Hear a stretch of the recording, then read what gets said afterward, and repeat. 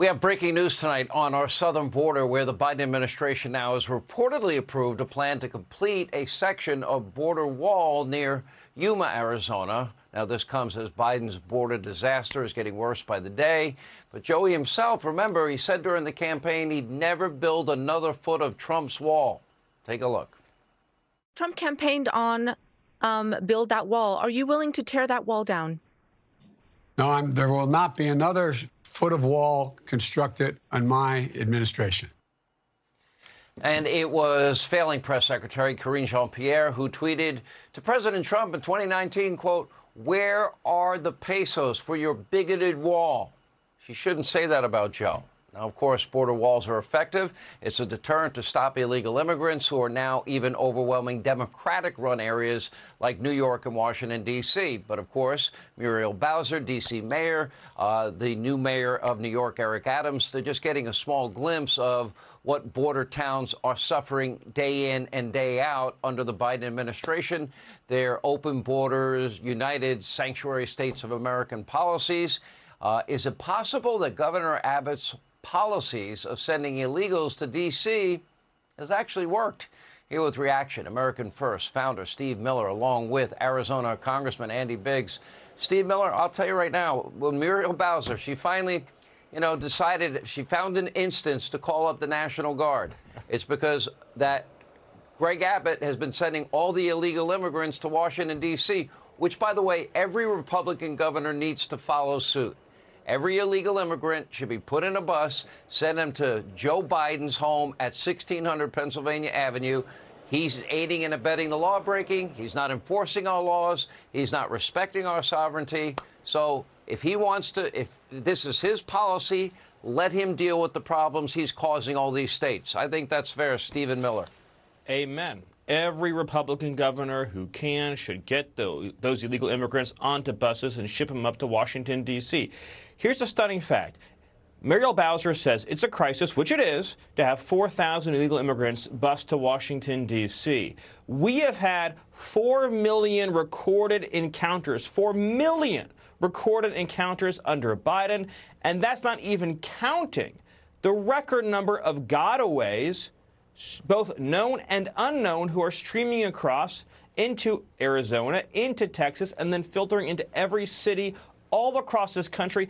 That's not just a crisis. That's an unmitigated catastrophe.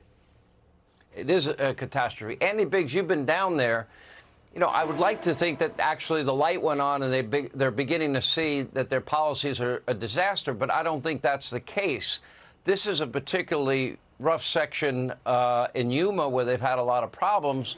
What is the rationale, in your view? Why this one section? Well, Morelos Dam gets a lot of traffic, but this is an election year kind of symbol for them. That's all this is. This is tokenism.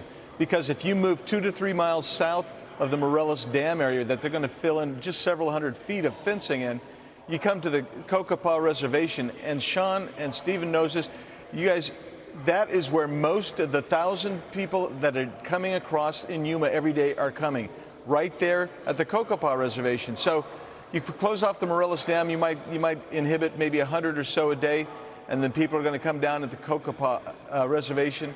So they're not going to really accomplish much. But what it does is they say, look, we built this fence here, and it's election year. See, we're serious. And they're not serious at all. It continues to be a catastrophe. In my opinion, it's an actual invasion. Well, I mean, you call it whatever name you're going to call. Here's the deal. We have laws in this country. We have a president that is not only ignoring, he's aiding and abetting. And Stephen Miller, we can take it a step further. You get preferential treatment if you don't respect our laws, sovereignties, and borders. You don't get a COVID check, you don't get a vaccine mandate, you get a Biden phone, and you get a free trip to the state of your choice. Not a bad deal for people that are breaking the law. That's Joe Biden's policy.